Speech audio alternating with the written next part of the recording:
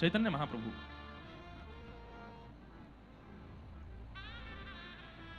श्याम ही गौर बनकर के प्रकट हुए हैं।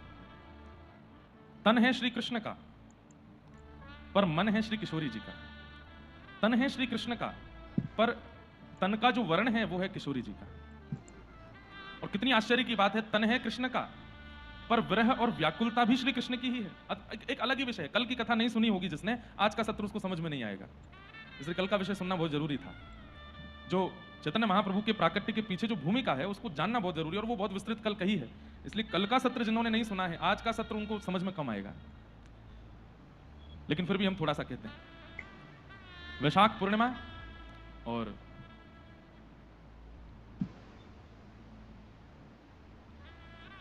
फाल्गुन पूर्णिमा, होली की पूर्णिमा, और बंगाल प्रांत में सची मैया के घर में जगन्नाथ मिश्र जी के यहां पर ग्रहण काल लगते ही श्री चैतन्य महाप्रभु का प्राकट्य हुआ। प्राचीन काल में बंधु ऐसा होता था कि जिस घर में बालक बड़ी मुश्किल से होते थे या बड़ी मिन्नतों के साथ बालक होते थे, तो उनका नाम थोड़ा सा कठिन रखा जाता था। ऐसा कठिन नाम रखते थे कि यमराज को भी लगे कि भाई तुम कितने निर्दयी हो। तो इसलिए कई बालकों के नाम बड़े कठिन होते थे। पर चैतन्य महाप्रभु का जो जन्म हुआ तो सच्ची माता का घर नीम के वृक्ष के नीचे था, इसलिए भी, और थोड़ा ब्रह्म को लगे मन में कि तुमने 8 बालकों को हरण करने के बाद इस बालक को भेजा है, इसलिए नीम की कड़वाहट से जुड़ा हुआ नाम रखा निमाई। लेकिन बालक का नाम भले ही निमाई रखा था, लेकिन उस बालक ने बड़े होकर के पूरे विश्व की कड़वाहट को दूर कर दिया। हरे कृष्ण महामंत्र गा करके, हरिबोल नाम की गूंज करा करके पूरे विश्व को कीर्तन करना सिखाया ही चैतन्य महाप्रभु ने। आज जो हम कीर्तन करते हैं, भुजा उठा करके नृत्य करते हैं, प्रेम पुलकित होकर के रोने लगते हैं, ये सब देन जो हम लोगों को कीर्तन की विधा प्रदान की है, वो विधा प्रदान ही चैतन्य महाप्रभु ने की है। तो बालक का नाम निमाई रखा गया। धीरे धीरे आप बड़े हो रहे हैं। बहुत सुंदर बाल लीला है, पर मैं पूरी नहीं कहूंगा, मैं फिर से हूं, समय वाद्य में हूं, एक ही दिन है, बहुत विस्तृत नहीं करूंगा। धीरे धीरे आप बड़े हुए तो कितनी अद्भुतता है कि आप जब रोते थे, इतना रोते थे, दूध पिला दो तो भी शांत नहीं होते थे, मीठा खिला दो तो भी शांत नहीं होते थे, झुनझुना बजाओ तो भी शांत नहीं होते थे, खेल खेलो तो भी शांत नहीं, माँ लेके घूमे, पिता लेके घूमे, नगर के कई लोग लेके घूमे, पर निमाई बालक शांत नहीं होता। एक दिन पूरा दिन हो गया रोते रोते। रात्रि में जब माँ परेशान हो गई तो गोद में लेकर के बोली, हे हरि, ये शांत क्यों नहीं होता? हरि बोलते ही निमाई बालक शांत हो गए। आंखों में लालिमा है, सुबह से रोए हैं, मुख पूरा नीला पड़ गया था रोते रोते। तुरंत माँ ने कहा, शांत कैसे हुआ? और मंद मंद मुस्काने लगे, आंखों में अश्रु हैं पर मंद मंद मुस्का रहे हैं। माँ ने दोबारा कहा, हरि। जैसे ही हरि बोला तो और तेज मुस्कुराने लगे। अच्छा, तुरंत जगन्नाथ मिश्र जी को बुलाया, अरे देखो देखो देखो देखो, ये बालक तो शांत हो गया, कैसे शांत हुआ? सुबह से तो हो नहीं रहा था। बोले, कान में बोलो हरि। जगन्नाथ मिश्र जी ने कहा हरि, तो और जोर से हंसने लगे, किलकिलाने लगे, हाथ पैर चलाने लगे। अब तो निमाई बालक को बीच में रख दिया और दोनों माता पिता भुजा उठा करके हरि बोल हरि बोल हरि बोल हरि बोल। इसलिए उनका नाम एक और पड़ा, क्या? एक तो गोरे हैं इसलिए गौर, और क्या सुनते हैं? बोले हरि, तो इसलिए गौर हरि, गौर हरि। हरि नाम में उनको रुचि मिलती। अब तो पूरे मायापुर को यह बात पता चल गई कि निमाई बालक को एक ही चीज चाहिए, ना कोई खेल चाहिए, ना कोई खिलौना चाहिए, ना कुछ चाहिए, केवल हरि। अब ये बात मन में रखिएगा, कृष्ण ही है, लेकिन क्योंकि राधा भाव से आए हैं इसलिए अपना ही नाम सुनना अच्छा लगता है उनको, राधा भाव से। एक पद लिखा था मैंने, जब निमाई बालक थोड़े बड़े हो गए। सच्ची माता आंगन में नाचे गौरांग, सच्ची माता आंगन में नाचे गौरांग, सच्ची माता आंगन में नाचे गौरांग, सच्ची। गौरांग मतलब जिसका अंग गोरा। हरि हरि हरि बोले हरि गौरांग, हरि हरि हरि बोले हरि गौरांग, सच्ची माता आंगन में नाचे गौरांग, सच्ची माता हरि हरि हरि हरि बोले गौरांग, हे सच्ची माता आंगन में नाचे गौरांग, हे सच्ची माता आंगन में नाचे गौरांग, हे हरि हरि हरि हरि बोले गौरांग। आज ज्यादा विस्तृत चरित्र नहीं करना था तो एक पद में ही मैंने पूरी बाल लीलाएं लिखी है श्री चैतन्य महाप्रभु की। क्या करते हैं? तीर्थ यात्री भोग लगावे पावे गौरांग, तीर्थ यात्री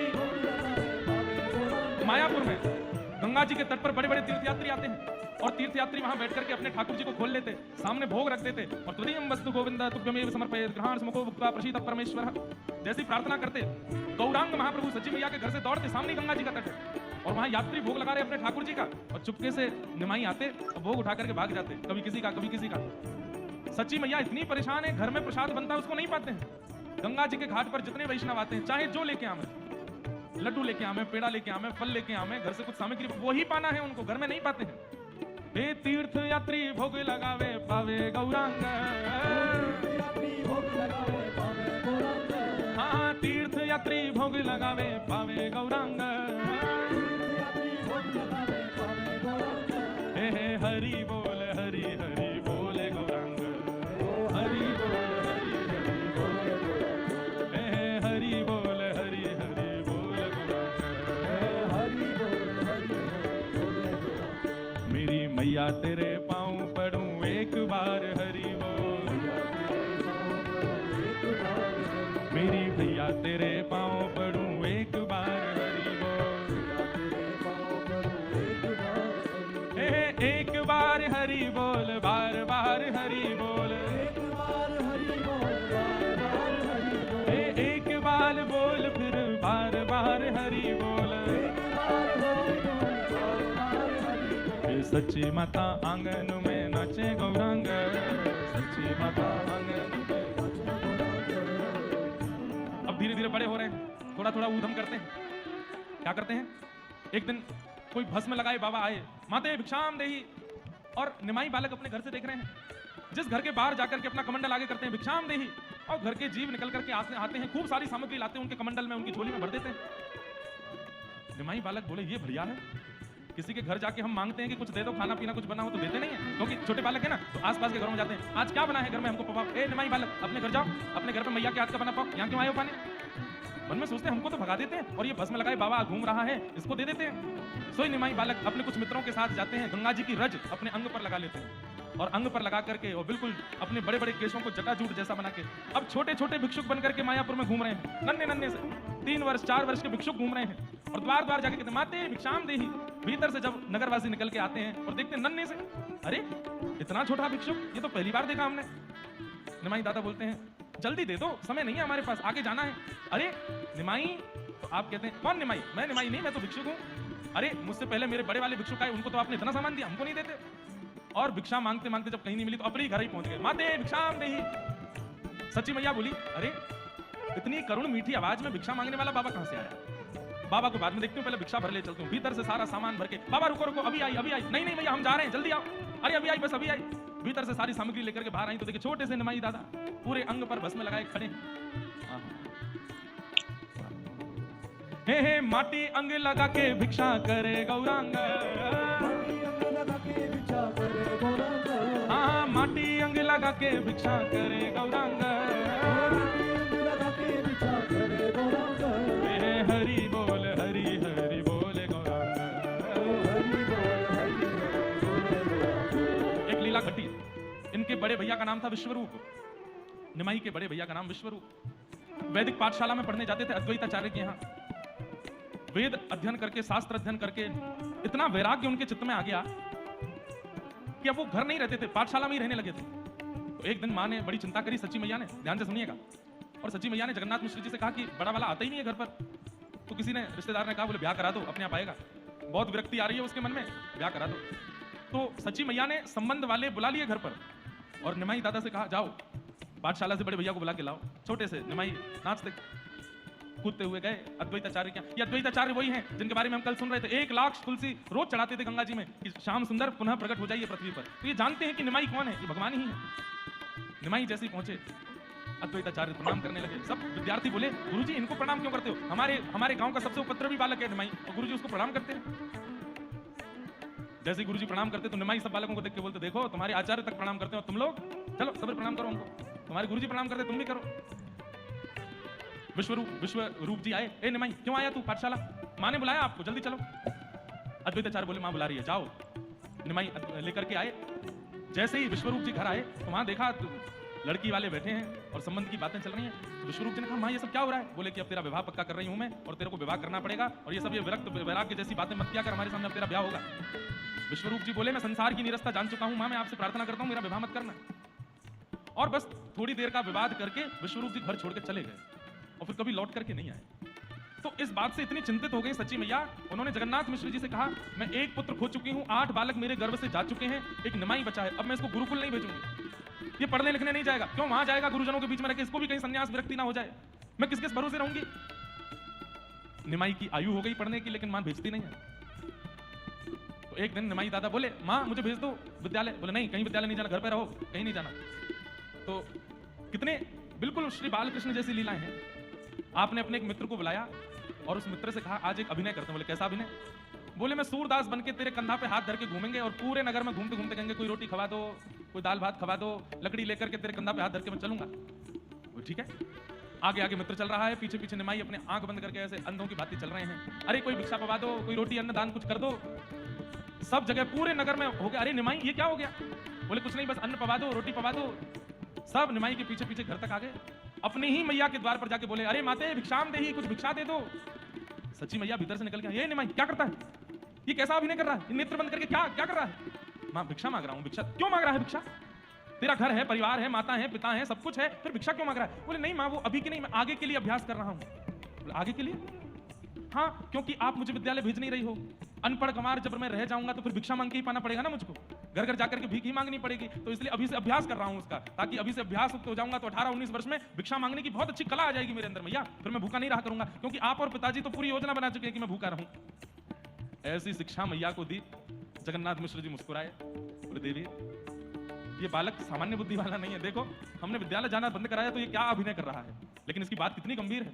और निमाई दादा बोले, ब्राह्मण के 4 ही कर्म है मां, पढ़ना, पढ़ाना, यज्ञ करना, यज्ञ कराना, और इन चारों में यदि मैं विद्यालय जाकर के नहीं सीखूंगा तो फिर मेरे जन्म लेने का सार्थकता क्या, तो फिर भिक्षा ही मांग लेता हूं। अरे कोई भिक्षा दे दो, दूसरे घर चले गए, अरे मैया कुछ हो तो बना हो तो कुछ खिला दो, मैया तेरे पाम पूजो कुछ तो खिला दो। सच्ची मैया इतनी भावुक हो गई, लेकर के आई, अरे भेज दूंगी विद्यालय, अब ये सब अभिनय मत कर। तुरंत सच्ची मैया का हाथ पकड़ करके, सच्ची माता आंगन में नाचे गौरांग, माटी अंग लगा के भिक्षा करे गौरांग, हरि बोल हरि हरि बोल गौरांग,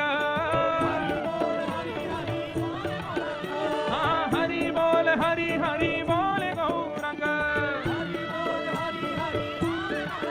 हरि बोल हरि बोल, हरि बोल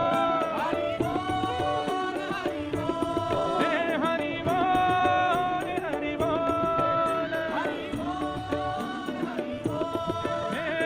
मुकुंद माधव हरि हरि बोल,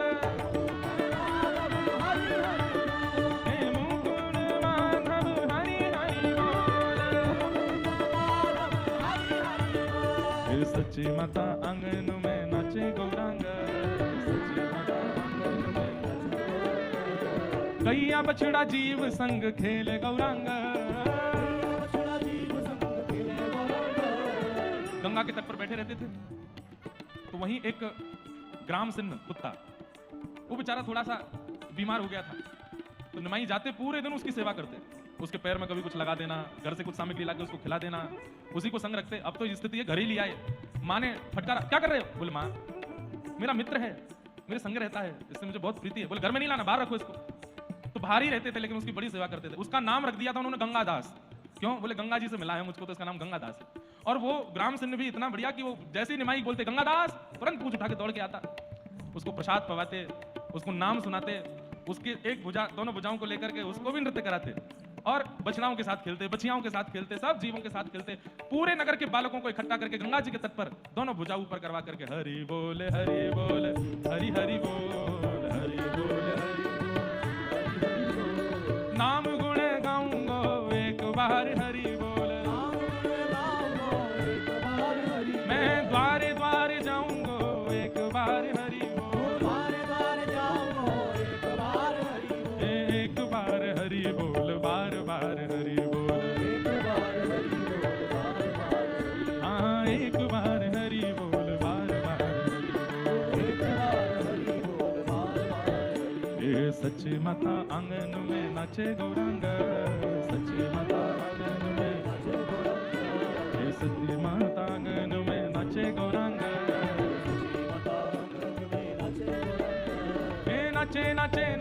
नाचे प्यारो गौरांग,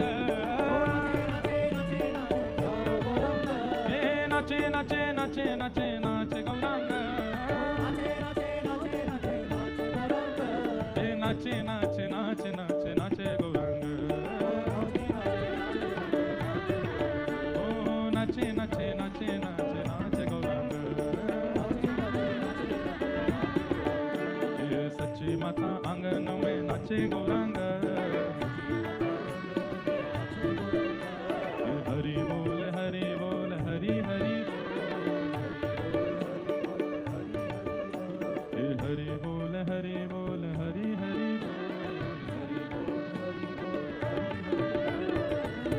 विद्यालय जाने लगे, पढ़ते हैं और इतने अच्छे विद्यार्थी बने कि बाल्यकाल में ही इतना सब कुछ अध्ययन कर लिया कि अपने कक्षा के बालकों को स्वयं पढ़ाने भी लगे, खूब अच्छे विद्वान बने। लेकिन पूरा मायापुर इनसे घबराता था। क्यों?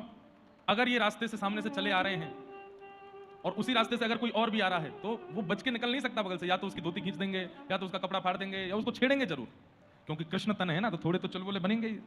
मन किशोरी जी का है पर कृष्ण तन है।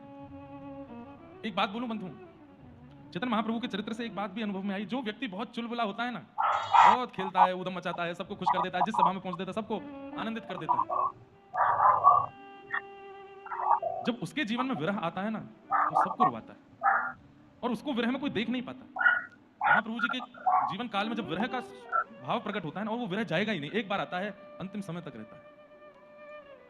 प्रारंभिक बिल्कुल महाप्रभु जी का जीवन चरित्र देखते हैं तो ऐसा लगता है कितना खुश, कितने आनंद, कितने खुशहाल, कितने मौज मस्ती सब चलती है। लेकिन जब प्रथम बार विरह होगा, आज मैं वहीं तक कथा कहूंगा बस, उसके आगे की सामर्थ्य नहीं मेरी कहने की। धीरे धीरे आप खूब विद्वान हो गए। आपका एक मित्र था, स्वभाव भी देखो कितना अच्छा है। आपका एक मित्र था, उसका नाम था रघुनाथ दास। उसने एक शास्त्र का सुंदर एक पंक्ति लेकर के उस पर बहुत अच्छा एक ग्रंथ लिखा, और उसी पंक्ति पर चैतन्य महाप्रभु ने भी ग्रंथ लिखा, निमाई ने। पहले का नाम इनका निमाई है। तो जब ग्रंथ की रचना हुई तो आपने बहुत सुंदर ग्रंथ लिखा था, आपके मित्र ने भी लिखा था, पर इनके मित्र को पता नहीं था कि चैतन्य महाप्रभु ने भी लिखा है, निमाई ने भी लिखा है। तो एक दिन वो इनसे आके बोला, मैंने ना एक बहुत परिश्रम करके, बहुत मेहनत करके, गुरुदेव से खूब शिक्षण ग्रहण करके एक ग्रंथ मैंने लिखा है, एक श्लोक पर पूरा ग्रंथ लिखा है। जब वो श्लोक सुना तो चैतन्य महाप्रभु बोले, बहुत अच्छा है, जरा सुनाओ। तो पूरा ग्रंथ सुनाया, और अंत में उस मित्र ने कहा, मैं चाहता हूं कि ये ग्रंथ इतनी ख्याति प्राप्त करे, इतनी ख्याति प्राप्त करे कि सब जगह मेरा नाम हो जाए कि मैंने कोई ग्रंथ लिखा है। चैतन्य महाप्रभु बोले, अच्छा, मैंने भी इसी पंक्ति पर लिखा है, अच्छा दिखाओ। तो महाप्रभु जी का ग्रंथ जब उसने देखा तो प्रथम पृष्ठ पढ़ते ही उसके नेत्रों से आंसू निकलने लगे। बोले, क्यों रो रहे हो? बोले, मैं अपने पूरे ग्रंथ में इतने अच्छे भाव नहीं लिख पाया हूं जितना तुम्हारे प्रथम पृष्ठ में लिखा है। तुम्हारे ग्रंथ के आगे तो मेरे ग्रंथ को कोई देखेगा ही नहीं।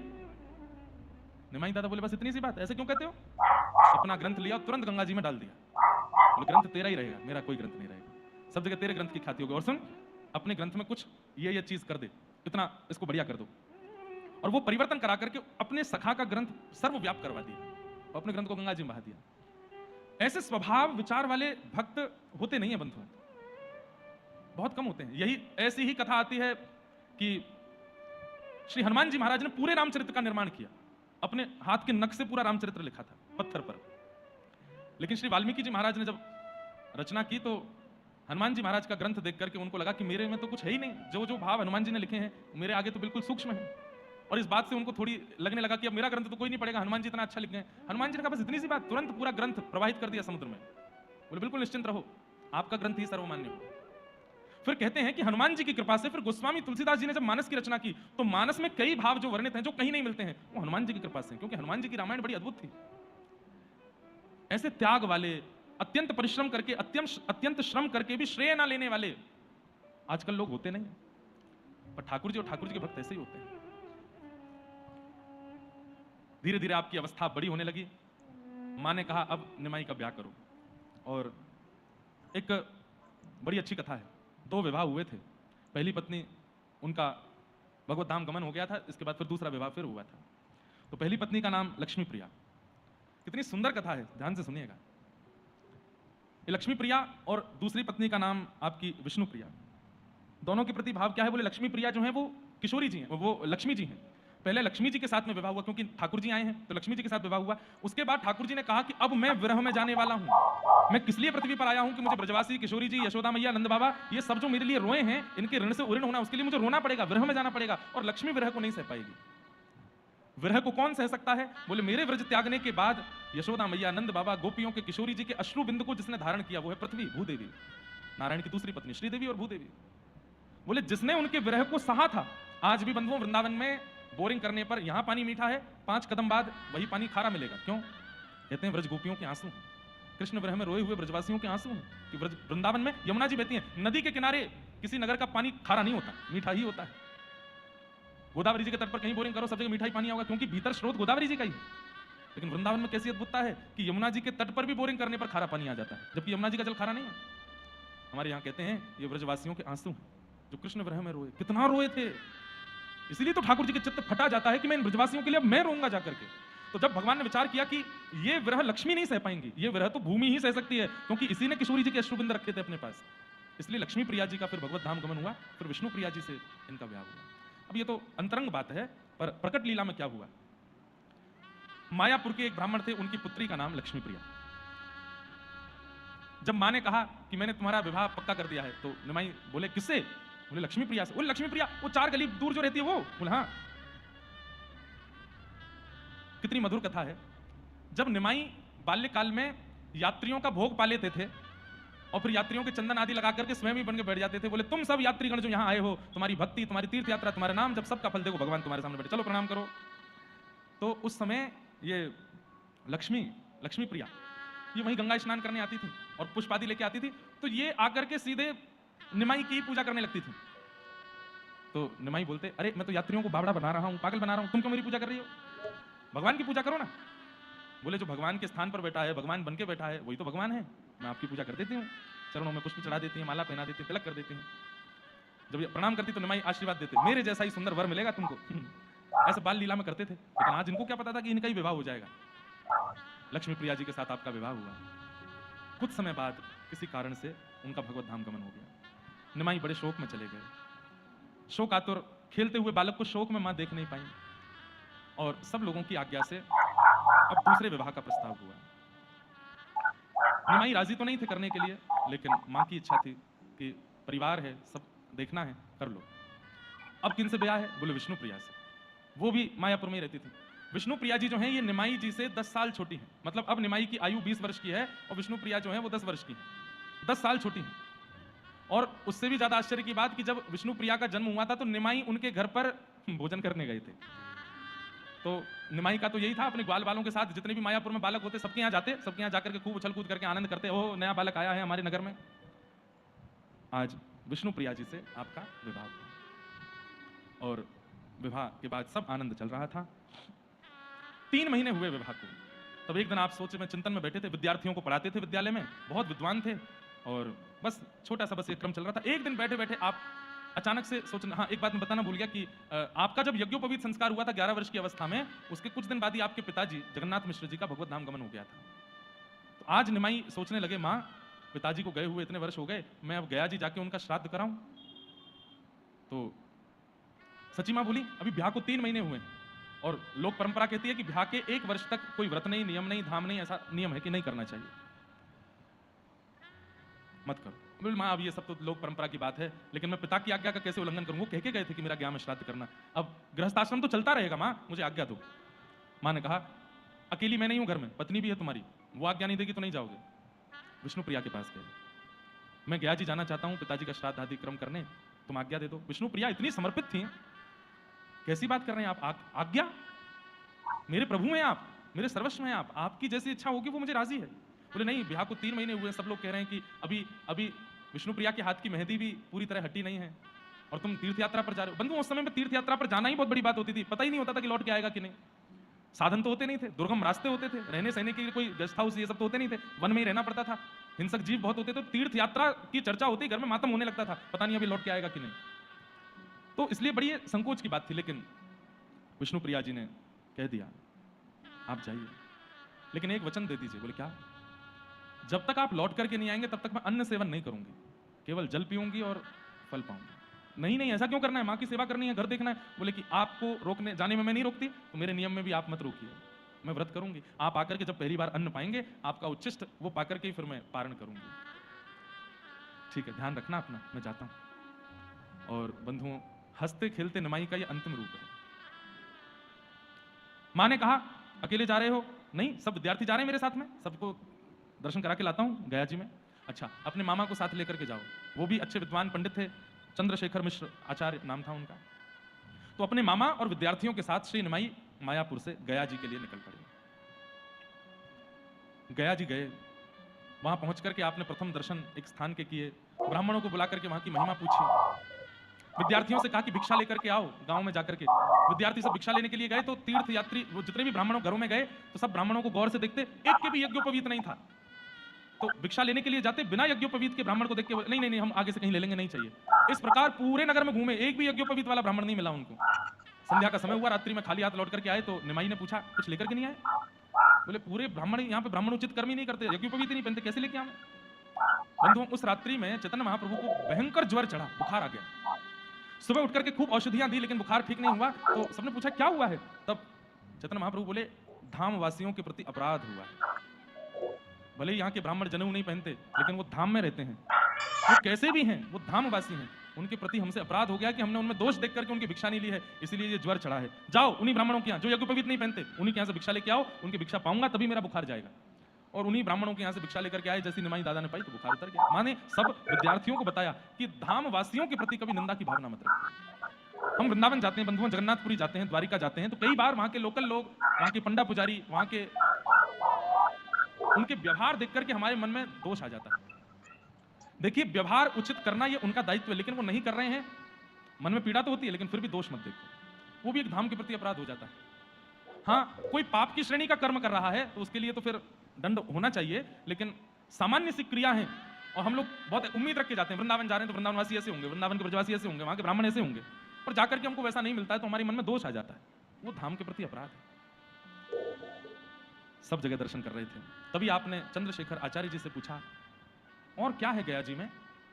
तब उनके मुख से निकला, यहां भगवान के चरणारविंद हैं, चरण चिन्ह हैं। ध्यान से सुनिएगा बंधुओं सब, चरण चिन्ह का स्मरण करते ही आपके एक क्षण के लिए नेत्र बंद हुए और जो राधा भाव चित्त में था कृष्ण तन के अंदर, वो अचानक से लागू हो गया। मैं देख सकता हूं वो चरण चिन्ह। अब ठाकुर जी नहीं है, अब श्री जी, वो चरण चिन्ह दिख सकते हैं मुझे। हाँ, वहां सब जाते हैं ना दर्शन करने, चलो। गया सर, आज भी वहां चरण चिन्ह है भगवान के। कथा लगभग सबको पता होगी, एक राक्षस था, वो बढ़ता ही जा रहा था, बढ़ता ही जा रहा था, बढ़ता ही जा रहा था।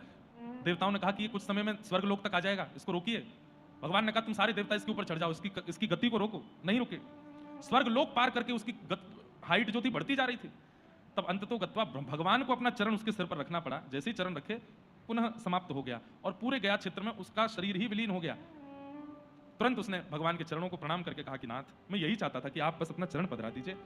बोले तुमने बड़ी अच्छी भक्ति की, कुछ मांगो। बोले बस यही मांगना चाहता हूं कि संसार के जीव अपने पितरों को तर्पण करने के लिए जब इस भूमि पर आवे तो आपके चरणों का ऐसा प्रभाव हो कि उनके पितृ चाहे पापी रहे हों, चाहे कैसे भी रहे हों, वो अगर गया जी में आके श्राद्ध करें तो आपके चरण स्पर्श का फल मुक्ति उनको प्राप्त हो जाए। भगवान ने कहा तथास्तु। गया जी में जो श्राद्ध करेगा उसके पितृ चाहे जैसे रहे हों, मेरे चरणों की प्राप्ति। इसलिए गया जी में तर्पण श्राद्ध का बहुत नियम है। लेकिन निमाई बोले मैं देख सकता हूं चरण, एक शिला, उस शिला पर चरण चिन्ह है। अब ठाकुर जी नहीं है, अब चैतन्य के अंदर किशोरी जी। और कौन सी किशोरी जी? कृष्ण व्रज त्याग करके गए हैं उसके बाद की जो किशोरी जी हैं वो है। और जैसे ही जाकर के चरण चिन्ह देखे हैं, आपके नेत्रों से अश्रु प्रकट हो गए। हजारों लोग वहां दर्शन कर रहे थे, सारे विद्यार्थी और चंद्रशेखर आचार्य इतने ज्यादा संशय में हैं कि ये हमारा निमाई है। क्यों? हे हरि मधुसूदन माधव मुरारी, आप कहां चले गए? और ऐसा कहकर के दौड़ करके आप गए और भगवान के श्री चरणों से जाकर के लिपट गए। उन चरण चिन्ह के एक एक अंग को लेकर के अपने माथे से लगाते हैं, हृदय से लगाते हैं, नेत्रों से लगाते हैं। मेरे श्याम सुंदर कहां हो? मुझे अकेला छोड़ के क्यों चले गए आप? हम ब्रजवासियों ने क्या प्रेम में कमी छोड़ी? आप तो कहते थे किशोरी जी आप मुझे प्राणों से प्यारी हो, फिर क्यों चले गए छोड़ करके? ऐसी वार्ता करने लगे कि वहां खड़े सब आश्चर्यचकित, ये क्या हो रहा है? विद्यार्थी जाते हैं, निमाई गुरुजी जैसे स्पर्श करते हैं तो स्पर्श करते ही उन विद्यार्थियों को जैसे मानो कोई एक करंट जैसा लग जाता हो, तुरंत दूर हो जाते हैं। चंद्रशेखर आचार्य बोले क्या हुआ? बोले पता नहीं, एक अजीब प्रकार की ऊर्जा इनके चित्त से आ रही है। आप रुदन करने लगे।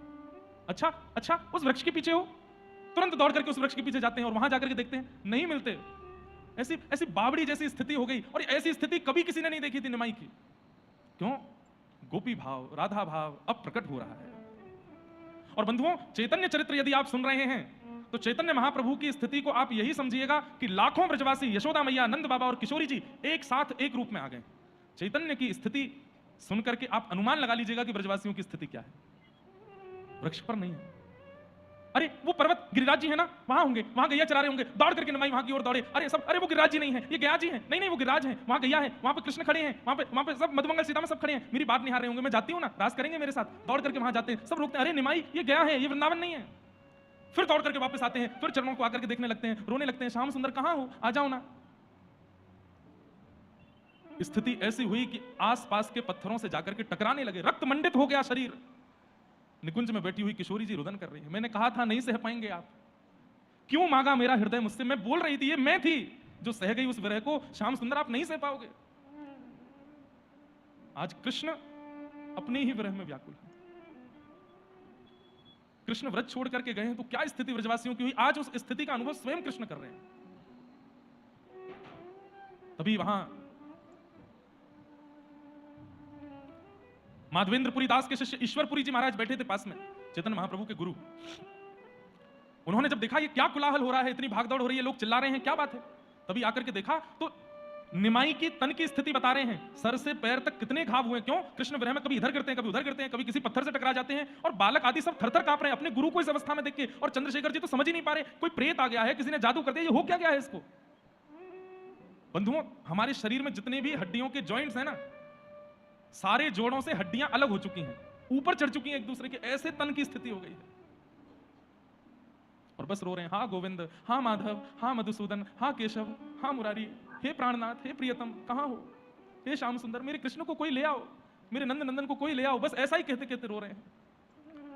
बड़े बड़े वैद्य आ रहे हैं, कोई नब्ज देख रहा है, एक वैद्य ने जैसी नाड़ी पकड़ी है घबरा करके छोड़ दिया हाथ। बोले क्यों, बोले नाड़ी नहीं है इनके, सांस चल रही है, हृदय पर हाथ रख के देख रहे हैं तो धड़कन नहीं है वहां पर।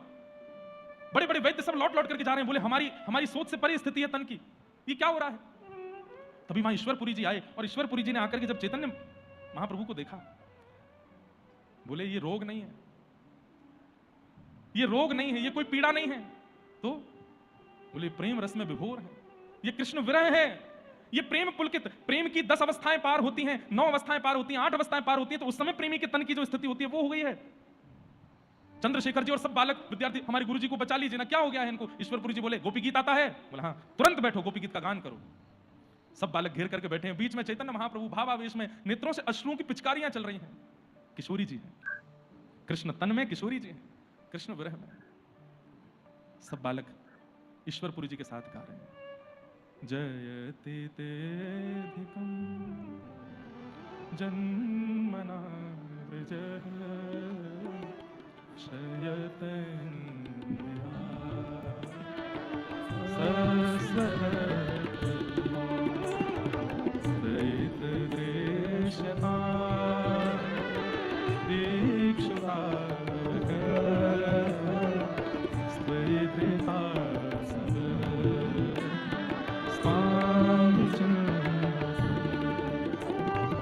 कृष्ण विरह में गोपियां जो 5000 वर्ष पहले गा रही थी, आज वो लाखों गोपियां एक तन के अंदर आ गई हैं। आज वो किशोरी जी चैतन्य के अंदर आ गई। लाखों वर्ष पहले गोपियों ने जो गीत गाया था, आज वही गीत मानो कृष्ण चैतन्य गा रहे हैं, अपने लिए गा रहे हैं।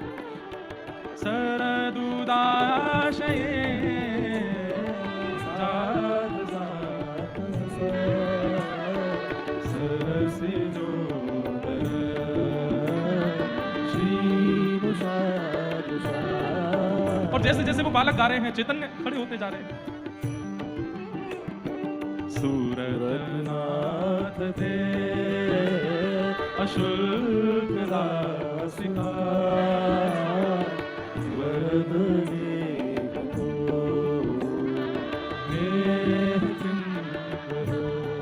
हे प्राणनाथ, मेरा वध कर दीजिए, इस विरह को देने से अच्छा तो मेरा वध कर दीजिए श्याम सुंदर। ये पीड़ा देकर के इतना तड़पता हुआ मुझे देखने में आपको कष्ट नहीं हो रहा है? मैं रो रही हूँ, मेरे नेत्रों से अश्रु गिर रहे हैं, मेरे माथे से रक्त निकल रहा है, मेरे तन की स्थिति इतनी विचित्र आपके विरह में हो गई है। श्याम सुंदर, इस स्थिति को देख करके तो कोई भी दया में आ जाएगा। दुनिया के लोग आपको करुणा सागर कहते हैं, दया सागर कहते हैं, कहाँ रह गई आपकी दया? अरे मैं तो अशुल्क दासी बनकर के, निशुल्क दासी बनकर के चरणों में आई थी, और आप मुझे ऐसे विरह में आतुर करके जा रहे हैं। मेरी एक इच्छा पूरी नहीं, मिलना तो मत मिलिए मुझे, मार दीजिए ना, प्राण ले लीजिए मेरे, नहीं सह पा रहे हैं इस विरह को। बंधुओं, चैतन्य महाप्रभु उन असंख्य लोगों के बीच बैठ करके जब गा रहे हैं और बोल रहे हैं, सब किसी को पता ही नहीं चल रहा है हो क्या रहा है, बस ईश्वरपुरी जी वहां बैठे हैं जो पहचान गए। ये कृष्ण प्रेम है, ये कृष्ण विरह है गोपियों का।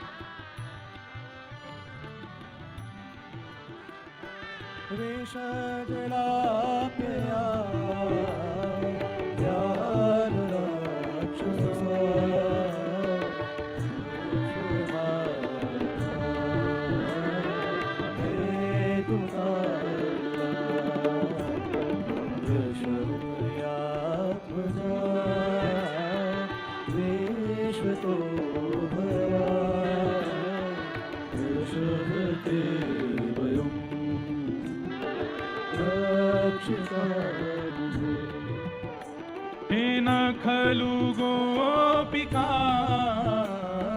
नंदनो भवा अखिल देवा अंतरात्म विघ्न सार्थितो विश्व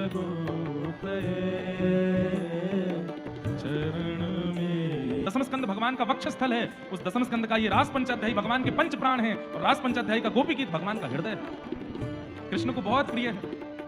अगर कोई सजल नेत्रों से गोपी गीत गा देता है ना, ठाकुर जी नक्की कर लेते हैं कि इसको मिलना है, मुझे एक बार तो इसके पास जाना है। ये रो रहा है मेरे विरह में, गा लीजिए मेरे साथ। तरसरोरुहं कांत कामदम शिरसि देना श्रीकरतुलं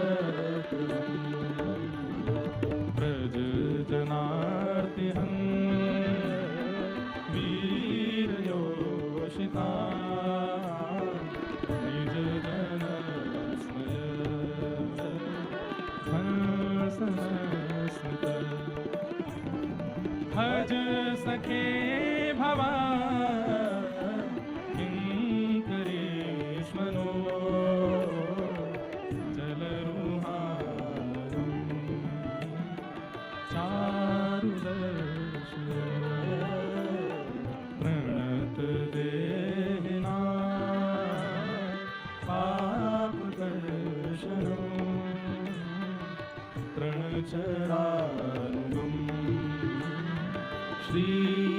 जैसे ये पंक्ति गाई है, प्रणत देहि नाम पाप कर्षणम, चैतन्य महाप्रभु फिर से दौड़े हैं और उन्हीं चरण चिन्हों से जाकर के फिर लिपट गए। यही वो चरण चिन्ह हैं जो मन की पीड़ा को, विषादों को, तन की स्थिति को शांत करते हैं। अपने प्रत्येक अंग को स्पर्श करा रहे हैं। यहां भी जलन हो रही है श्याम सुंदर, यहां भी स्पर्श कर दो ना, यहां भी जलन हो रही है, यहां भी स्पर्श कर दो ना, यहां भी जल रहा है श्याम सुंदर, यहां भी स्पर्श करो ना। अपने सर्वांगीण अंग का उन चरण चिन्हों से स्पर्श करा रहे हैं। प्रणत देहि नाम पाप कर्षणम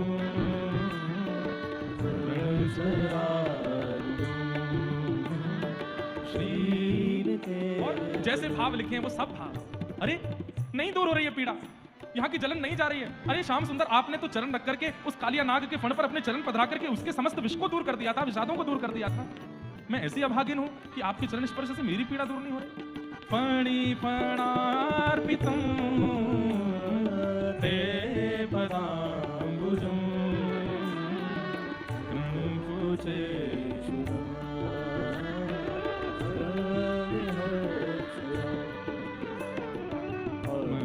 मधुरयादिरा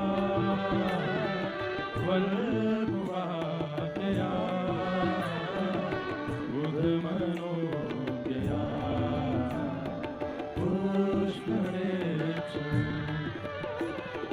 विधि करीर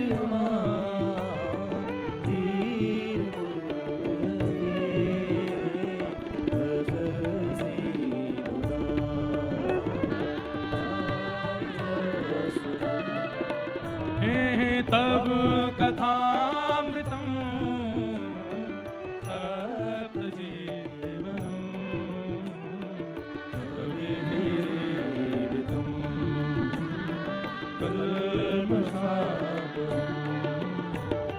श्रवण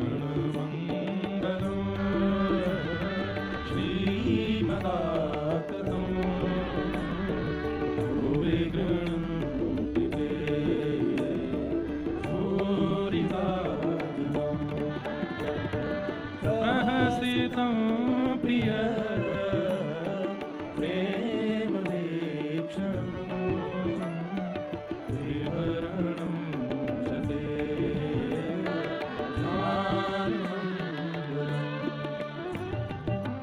रसि संविदो याहि देशकृशः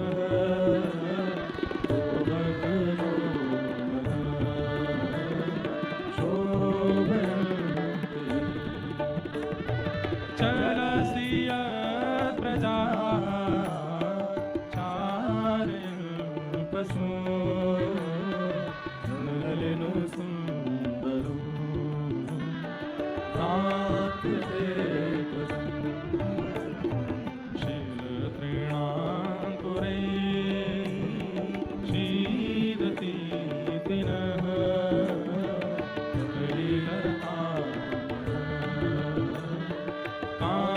गच्छते दीनपरीक्षये नीलकुन्तले वनरुहारं वेददातुं धनरजस्वलं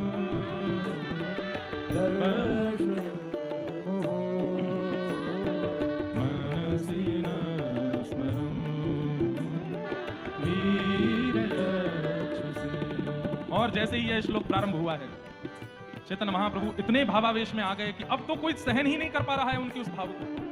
प्रणत कामदं पद्मजाक्षितं धरणीमण्डलं ध्येयमापदे चरणपङ्कजं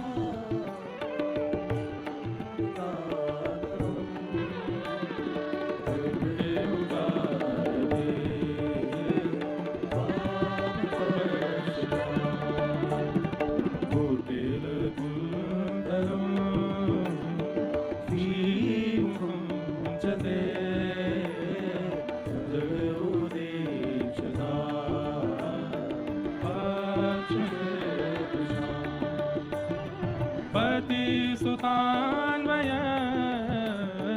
भातृबान्धवा अतिविनन्दिते यच्युतावता गतिवेदस्तवो गीतमोहिता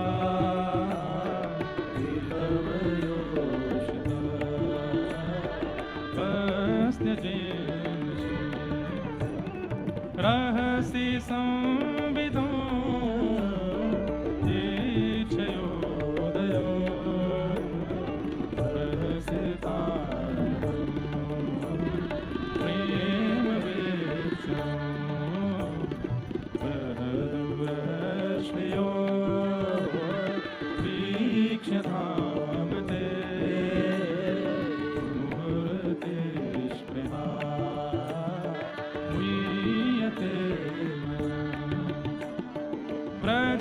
व्रजवनौकशा व्यक्तिरङ्गते व्रजिनहन्तलं वेशमण्डलं त्यजमनाटन स्वस्पृहात्मना स्वजन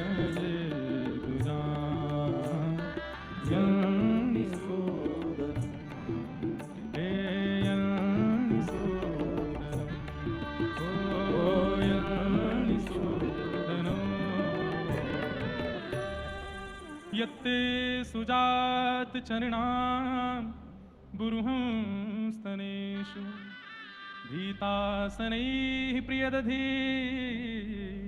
महि कर्कशेषु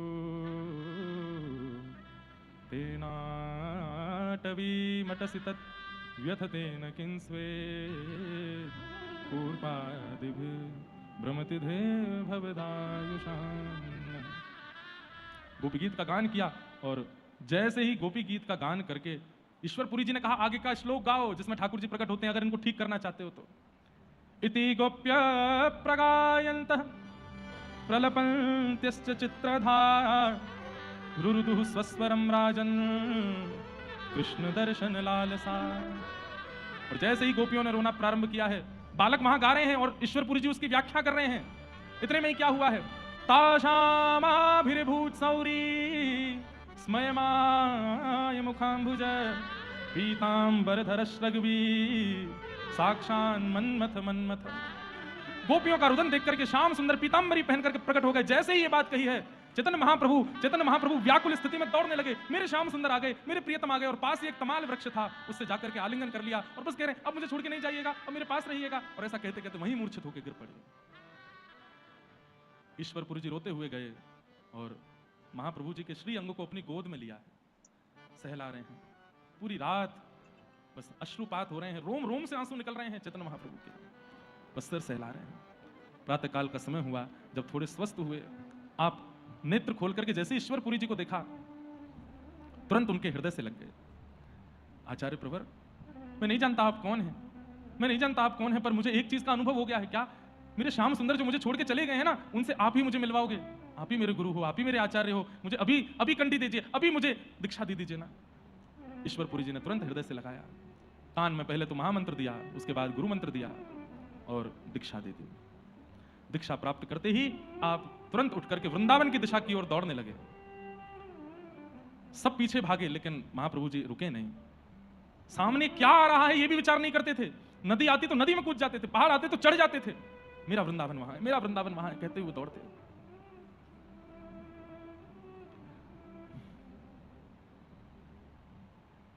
श्री जी से सहन नहीं हुआ। जैसे ही चैतन्य महाप्रभु खूब दूर पहुंच गए, एकांत में आ गए, तुरंत श्री किशोरी जी ने आकाशवाणी की है। कहते तो हैं कि आकाशवाणी हुई, पर मेरी ऐसी भावना है किशोरी जी ने की। हे निमाई, अभी इतने विरह में जाने की आवश्यकता नहीं है। आप पृथ्वी पर विरह का आस्वादन करने के लिए गए हैं, परंतु साथ ही साथ पूरे विश्व, समग्र विश्व को कृष्ण भक्ति प्रेम भी प्रदान करना है। अभी अनेक लीलाएं आपकी शेष हैं। सो गए।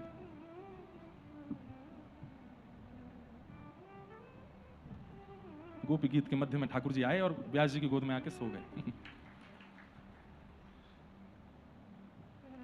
किशोरी जी ने आकाशवाणी की, प्रियतम आप बहुत विरह आपन्न हो रहे हैं। मैंने कहा था आप नहीं सह पाएंगे। आपके प्रेम विरह को ब्रजवासी सह गए हैं, गोपियां सह गई हैं, मैं सह गई हूं, लेकिन आप नहीं सह पाएंगे। अभी इस विरह को इतना प्रकट मत होने दीजिए। अभी आप पे बहुत कुछ करना है। आप पृथ्वी पर गए हैं, केवल विरह का आस्वादन करके वापस मत आइए, जन कल्याण करके आइए। इस विरह प्रेम को, इस प्रेम लक्षणा भक्ति का प्रचार करना है नाथ आपको। इसलिए शांत हो जाइए प्रभु, ठाकुर जी मिलेंगे आपको। ठाकुर जी ही हैं, और ठाकुर जी के लिए ही रो रहे हैं। तुरंत आप मूर्छित होकर के गिर पड़े। बालकों ने जाकर के आपको उठाया। चंद्रशेखर जी, ईश्वरपुरी दास जी बोले इनको अभी मायापुर लेके जाओ वापस। यहां मायापुर की स्थिति यह है कि मां सची मैया और विष्णु प्रिया जी रोज बाट निहार रही हैं, कब आएंगे हमारी निमाई, कब आएंगे हमारी निमाई। तभी हल्ला होने लगा पूरे गांव में, अरे दूर से दिख रहा है बहुत सारे बालक आ रहे हैं और चंद्रशेखर जी आ रहे हैं, हमारा निमाई वापस आ रहा है। पूरा मायापुर आनंदित हो गया, लेकिन किसी ने ऐसा नहीं सोचा था कि ऐसे निमाई आएंगे। हंसता खेलता सबके साथ आनंद करता निमाई आज इस अवस्था में। 4 बालकों के कंधों पर हाथ रखे हैं, पैर से चल नहीं पा रहे हैं। 2 बालक चरण उठा रहे हैं और बस तभी मूर्छित होते हैं। और जब मूर्छा टूटती है तो हाँ नाथ, हाँ कृष्ण, हाँ प्राणेश, हाँ रमण, कहाँ हो आप, कब आओगे, आओगे, अच्छा कल आओगे, ठीक है। फिर मूर्छित हो जाते हैं, फिर होश में आते हैं, फिर इसी भाव से रोने लगते हैं। ईश्वरपुरी जी ने समझा करके भेजा है, जब जब ये स्थिति बने कुछ मत करना, वैद्यों को मत बुलाना, किसी प्रकार का कोई तंत्र मंत्र नहीं है, कुछ नहीं है। बस चारों तरफ बैठ करके घेर करके हरिनाम करना, वही ठीक करेगा इनको, और कोई कारण नहीं है। सची मैया ने जब देखा अपने प्राण प्यारे दुलारे निमाई को। मेरा निमाई नहीं है ये। चंद्रशेखर कौन है? दीदी हमारा निमाई है। ये क्या हो गया इसको? ये ऐसी स्थिति अवस्था में क्या बात है? बोले बहुत बहुत विषय बड़ा है, मैं बैठ के बताता हूं।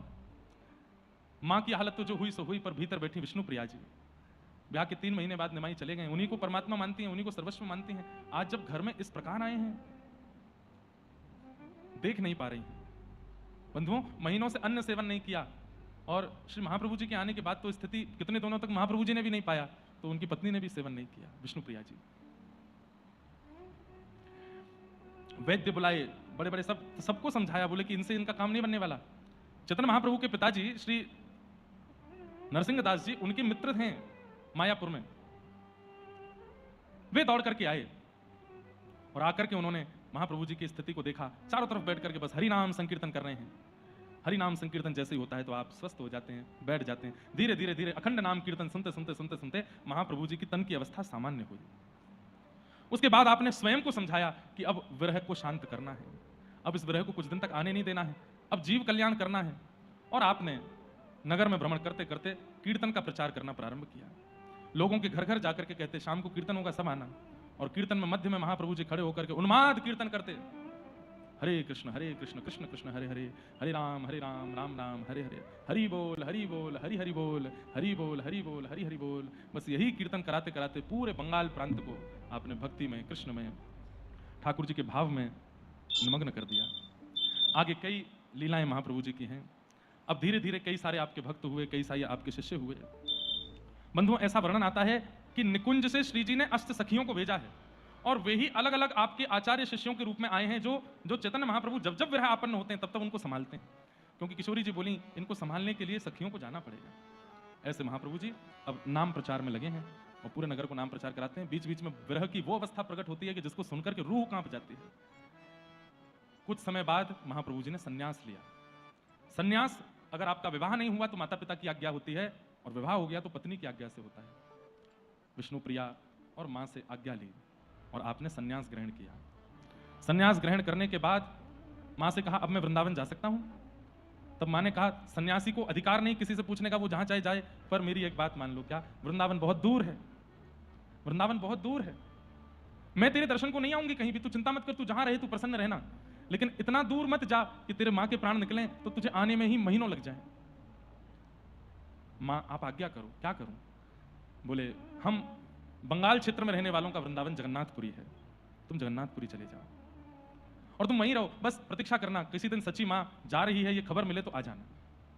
और श्री चैतन्य महाप्रभु जाना तो वृंदावन चाह रहे थे, लेकिन मां की आज्ञा से जगन्नाथपुरी गए और पुरी में जाकर के महाप्रभु जी ने निवास किया। बहुत सुंदर जगन्नाथ लीलाएं भी हैं महाप्रभु जी की, अद्भुत। अभी तो ये बीच में भी इतने क्रम हैं, उन सबको भी गाने का अवसर नहीं मिला है, लेकिन हम बस यही प्रणाम करते हैं, क्योंकि महाप्रभु जी के चरित्र में प्रवेश तो हो जाएगा, लेकिन बाहर निकलना फिर बहुत मुश्किल हो जाएगा। हम बस इस भाव को यहीं प्रणाम करेंगे, महाप्रभु जी से प्रार्थना करेंगे, महाप्रभु जी आज्ञा करेंगे तो फिर पुनः चैतन्य चरित्र को यहाँ से आगे, हो सकता है अगले सत्र में यहीं से आगे प्रारंभ करके फिर आलवारों की चर्चा पर हम लोग जाएं। अब कुछ महीनों के लिए बस इतना ही भाव चित्त में रखिए, इसी भाव से आप सब लोग रहिए। हम लोग श्री दत्त धाम में बैठे हैं। आज 15 दिवस 16 दिवस की ये कथा का यहाँ विश्राम हो रहा है। श्री दत्त प्रभु के चरणों में बारंबार प्रणाम करते हैं, उनकी कृपा से ही हमें ये सब प्राप्त हुआ है। हमारे पूज्य महाराज जी, परम पूजनीय प्रातस्मरणीय श्री दत्तदास जी महाराज, चारों वैदिक गुरुजन एवं यहाँ निवास करने वाले सब ब्राह्मण, सब वेदज्ञों को बारंबार प्रणाम करते हैं और अपनी वाणी को दत्त प्रभु के चरणों में विश्राम देते हैं। एक बालक ने बहुत अच्छा भाव लिखा, बहुत अच्छे अच्छे भाव तो सबने लिखे हैं। हो मन चल श्री दत्त धाम, मन चल श्री दत्त धाम, रटेंगे श्री दिगंबर नाम, मिलेंगे गुरुवर प्यारे, प्रभु श्री दत्त हमारे मिलेंगे।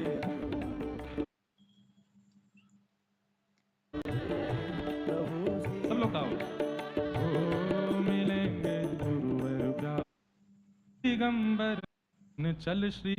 अच्छा भाव लिखा, बहुत अच्छे अच्छे भाव तो सबने लिखे हैं। हो मन चल श्री दत्त धाम, मन चल श्री दत्त धाम, रटेंगे श्री दिगंबर नाम, मिलेंगे गुरुवर प्यारे, प्रभु श्री दत्त हमारे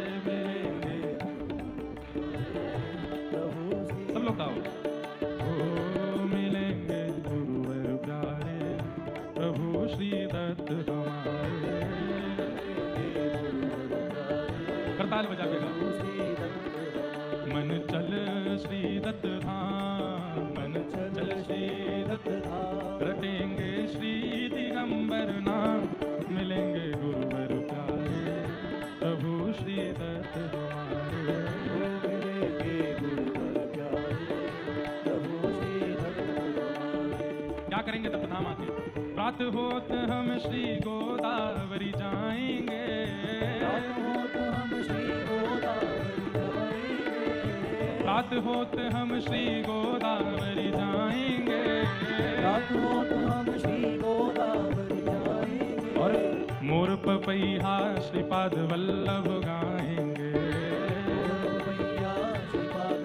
और ये सत्य है। सुबह 4:30 बजे जब जाते हैं, 5 बजे स्नान करने, तो ऐसी सुंदर कोयल बोलती हैं, ऐसे पपीहा बोलते हैं जिनको शहरों में सुनने को नहीं मिलता, ऐसे सुंदर सुंदर ध्वनियां यहाँ सुनाई देती हैं। कितना अच्छा भाव एक बालक ने लिखा। मोर पपीहा श्रीपाद वल्लभ गाएंगे, करें परिक्रमा कई बार करें, करेंगे परिक्रमा कई बार, जहाँ से मिटेंगे हृदय विकार, मिलेंगे गुरुवर प्यारे प्रभु श्री दत्त हमारे, मिलेंगे गुरुवर प्यारे प्रभु श्री दत्त हमारे, मिलेंगे गुरुवर प्यारे प्रभु श्री दत्त हमारे,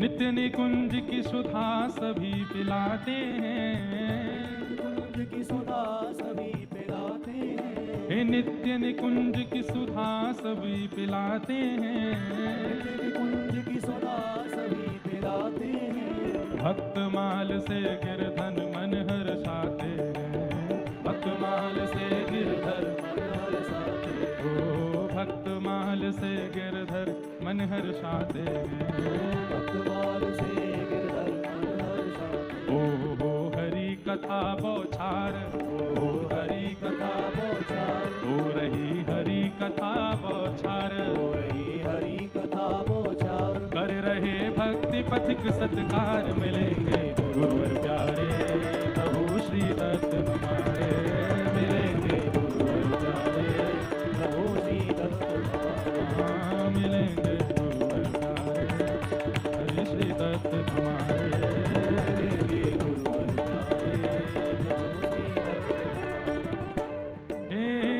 दत्तदास महाराज की महिमा न्यारी है, दास महाराज की महिमा न्यारी है, श्री दत्तदास महाराज की महिमा न्यारी है, दास महाराज की महिमा न्यारी है, बरसों से मौन अनुष्ठान जारी है, बरसों से मौन अनुष्ठान जारी है, बरसों से मौन अनुष्ठान जारी है,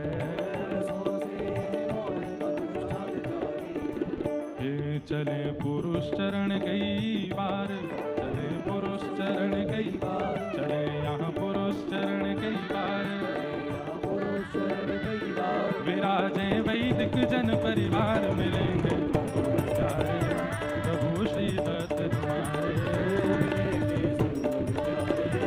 प्रभु श्री दत्त हमारे, मिलेंगे गुरुवर प्यारे प्रभु श्री दत्त हमारे, मिलेंगे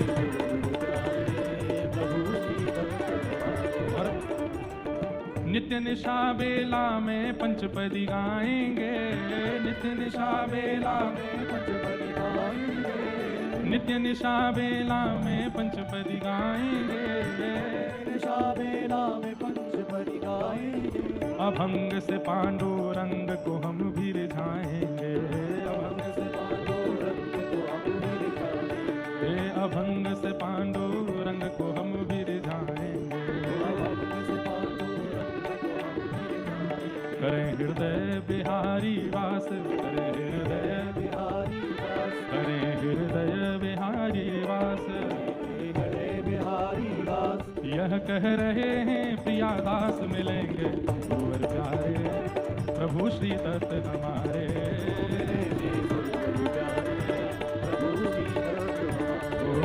मिलेंगे गुरुवर प्यारे प्रभु श्री दत्त हमारे,